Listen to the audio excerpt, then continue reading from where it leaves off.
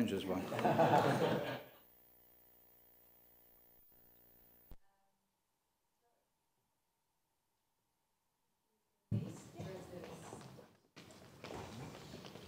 Good morning, how are you? This is Roger, he's part of our group as well. More or less, we know it's kind of, we've already got the funding set aside, but there is a danger with all this financial stress going on at the moment that we want to try and protect what we're promised. So I take it you've all read what we've put in? Good. Your weekend reading. So, more or less, we've still got a strong following, and this complex, the sports and rec complex, is so important to the eastern side. We've lost, and we just want to get our lives back on track, more or less. In this, the financial stuff that's going on, we just want to ensure that we're still going to get the replacement that we were promised, and that what was promised for that facility in the last annual plan is still going to be included, and there's going to be no changes hopefully at all. The public, sorry I'm losing it.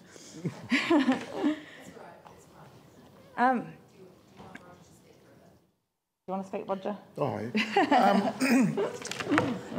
in our online polling, we've put up several different sites that have been mooted for the replacement pool complex, and the result is that the QE2 facility still comes up hands down way above any of the other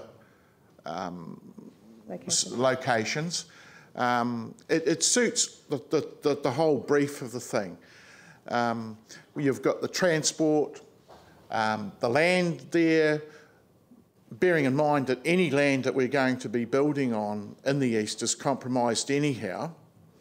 There is part of the land that is still very, very viable for what we would wish to be built. And it's important for the community to see the council actually doing something out there. I think if you wander out there that you wouldn't find very much support for you guys at this point in time. So something tangible would certainly put your ratings up a little bit.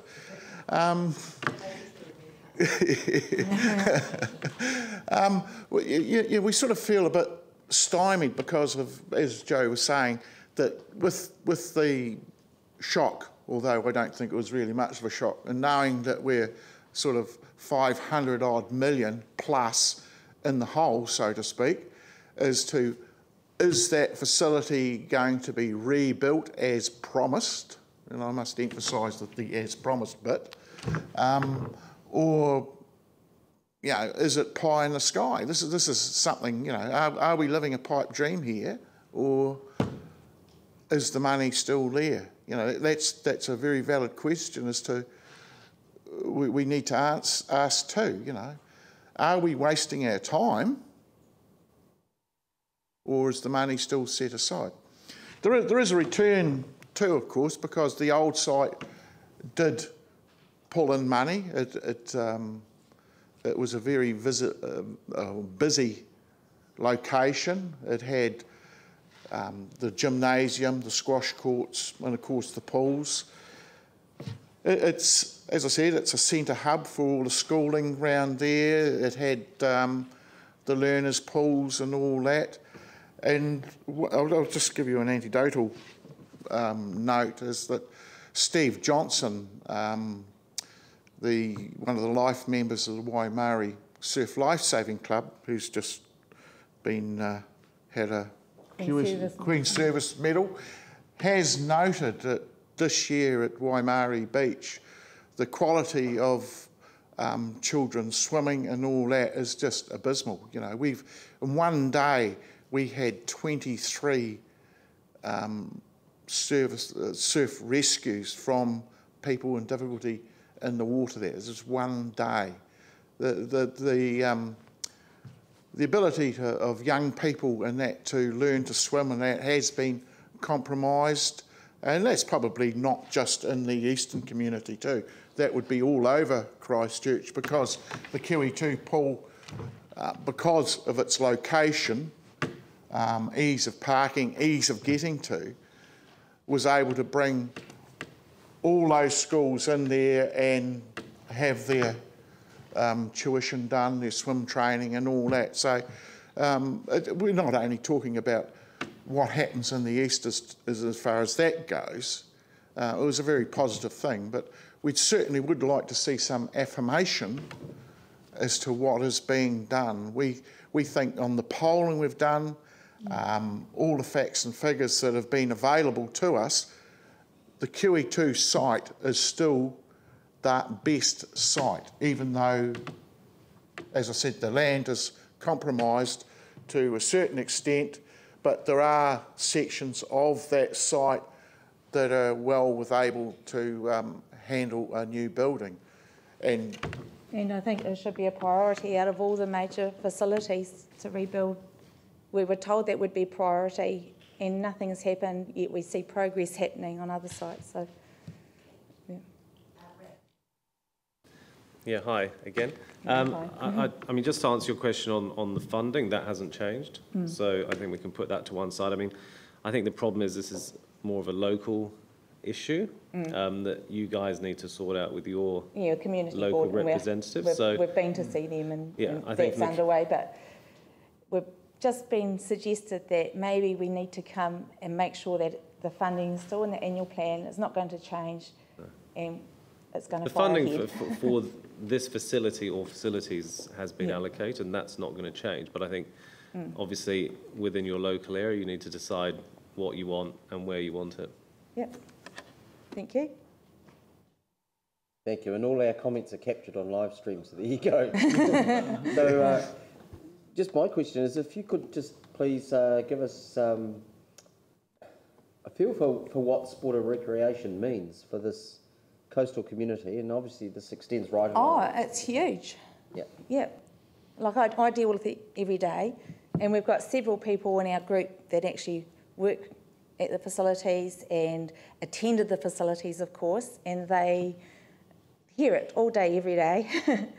And it's just the second home for the community, and they've lost the gathering point, the social point, the exercise, health and fitness. If people are able to go there right now and de-stress themselves through exercise as well, it's huge. And in previous annual plans, you've always said, you know, stress the importance of somewhere not only for children to learn to swim, but for lifeguards to train.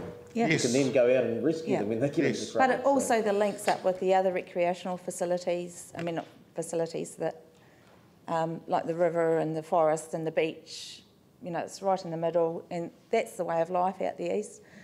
But just on that thing again, those facilities, the sport and rec facilities all throughout Christchurch are so much more important than a stadium and a convention centre. Like, you can't just go to a stadium and pay $5 to have a workout there. You know, full stop. I think we've established that the stadium is on the back burner, so that's not going to interfere. yeah. I don't want to relitigate the past, but the Metro Sports facility, do you think we should, I mean, given that we've now, apparently government have extended the stadium to 2019, which is great, which we, you know, but do you think the Metro Sports Stadium in the central city is actually still a valid concept, or do you think we should actually be relooking at that as well? We never agree with it the whole way through. Why? It's the wrong place to have sports and recreation. If you look at like take for example Jelly Park versus Graham Condon, where Graham Condon squashed in amongst all kind of businesses and shops and schools and everything, whereas Jelly Park's out in the open, fresh air, green environment, sports and recreation. I know you've moved it from the bus depot closer to Hagley Park. Yeah, the government moved it for you. But it's still an industrial area. It's the parking, the access, the fresh air, the clean green environment. It's all lacking. It's probably an unfair question for a group that's coming. And why would you build a facility on top of a well? And also, that facility is closer to chunk of the city, Pioneer actually. and Jelly Park. Okay. Yeah, we could have built 3 facilities for that one. Thank you.